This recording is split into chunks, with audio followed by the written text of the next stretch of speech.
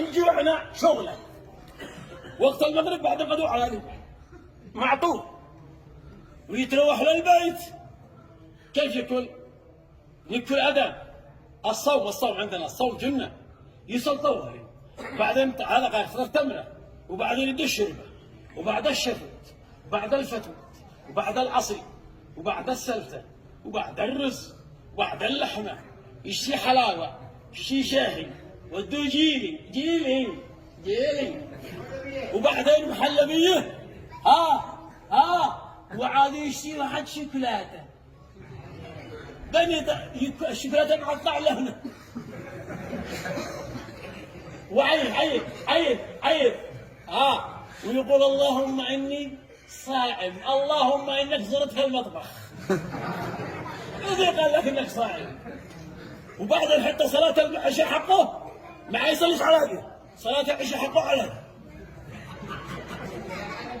لأنه لو يدنن لا يكترع. أكلم وصل المطبخ ويقول يا الله منين يستجيب وين أنت؟ كم قال فلاس؟ شوية حلو والله إنه بالمغرب قلك مقطب وإنه بالعشاء قلك يسرع ما دمه حاسر منعس ما يعبر. وبعدين حتى صراحة أنا غايدهش يعني حتى نتنافس ورا ما نتنافس قدام. يقول لك بو مسجد مننا أيوة قال يقطب لك عمد الريح قال له بينه أيوة قال له إنه عادة لو جي جامع المسلمون المحافظة حاضر السراع والله قال إنه والله العظيم بو واحد يقسم لك إن أعطانا الكوثر عاد يقسم. وبعدين حتى بعض الأحيان حتى الإمام حق المسجد قال يصلي ويسرع الإمام ورتل القرآن ترتيل اقرأ بخشوع اقرأ حتى إنه واحد من الدهش حقه يصلي بنفسه إمام ويش يسرع الإمام بنفسه قد يطير. وبعدين بسم الله الرحمن الرحيم الضالين قالوا آمين قال بسم الله الرحمن الرحيم ألم نشرح لك والتين ألم نشرح لك والتين قال الشيخ لا تندم قال له واحد صدرك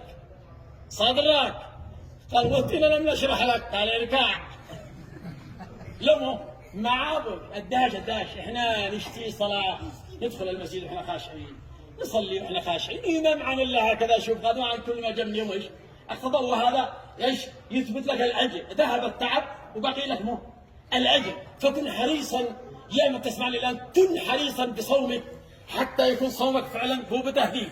لأن هذا اليوم عندنا يقول لك الله مسرع رمضان دخل ومسرع خرج. لا مو لأنه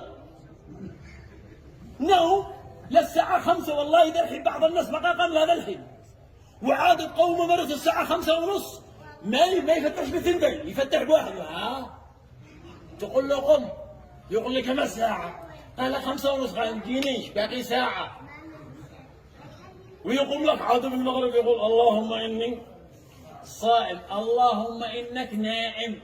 الصوم ما قال لكمش لا قمت تعبت ولا جوعت كان بي وابوك صح يبكر من بعد الفجر يروح الأرض يروح الواد يروح الشغل يروح كذا ما يجي وقت الظهر لقاه ميت عطش ينوم فعلا يعرف قيمة الصوم يجوع يقوم يشتغل ثاني ويخرج له ما يأذن المغرب إلا هو عنده للصائم فرحتان صح فرحة عنده عند الفطر لأنه جاوع عاطش حاسر.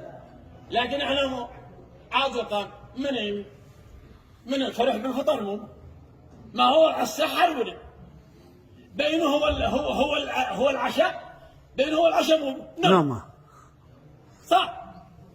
رقد يوم السحر وقام وقت الفطر ويقول مسرع رمضان أهل الكهف ناموا 300 سنة وقاموا لبثنا يوما نوم قالوا لبثنا يوما نوم بعضهم قالوا خلاص الإنسان إذا نام إذا ذهب يومك وانت راقد متى عادك تحس بلذة الصوم متى تخرج متى تختم القرآن متى يتنافسوا على القرآن.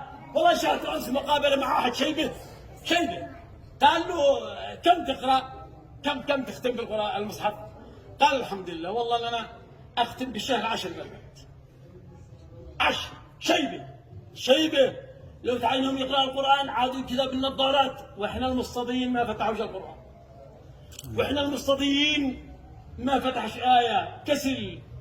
إحنا اليوم يأنتر يجلس هو التلفون 6 ساعات 8 ساعات 8 ساعات ما تأخذش المصحف حتى ساعة، حتى ربع ساعة يشهد لك يوم القيامة.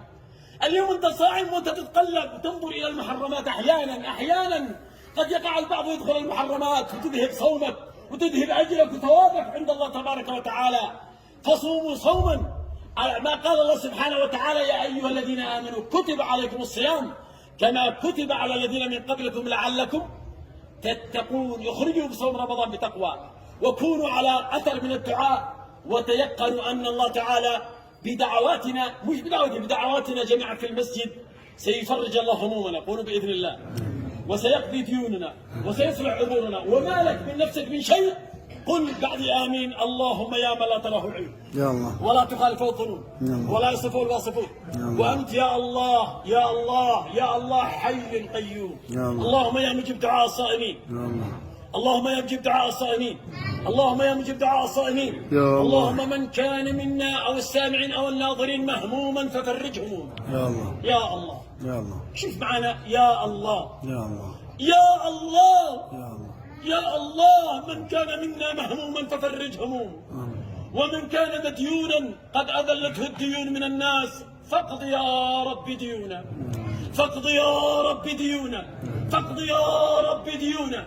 ومن كان يشتكي مرضا في جسده أو أهله وولده أو والده أو أرحامه، اللهم بدعاء الصائم شافي وشافي مرضاه.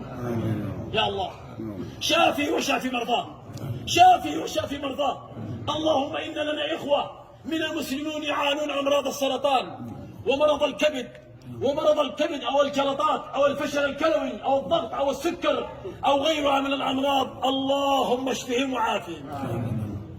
اللهم إن الأطباء ربما قد قنطوهم من العلاج، وربما أصيب بعضهم باليأس أن أولاده وعلى. اللهم اشفهم بهذه الساعة يا مجيب دعاء الصائمين، اشفهم بهذه الساعة يا مجيب دعاء الصائمين. اشفي كل مريض في هذه الساعة، شافي جميع مرضى المسلمين في كل أرجاء الأرض، واحفظ أعراض المسلمين في كل أرجاء الأرض، واحقن دماء المسلمين في كل أرجاء الأرض، ولم شمل المسلمين في كل أرجاء الأرض، ووحد كلمة المسلمين في كل أرجاء الأرض يا سميع الدعاء. اللهم من كان منا يشتكي مشاكلا على أرض أو مال أو غيره، اللهم اصلح ما بينه وبين خصومه، اللهم اصلح ما بينه وبين خصومه، اللهم اصلح ما بينه وبين خصومه يا ذا الجلال والإكرام يا رب العالمين.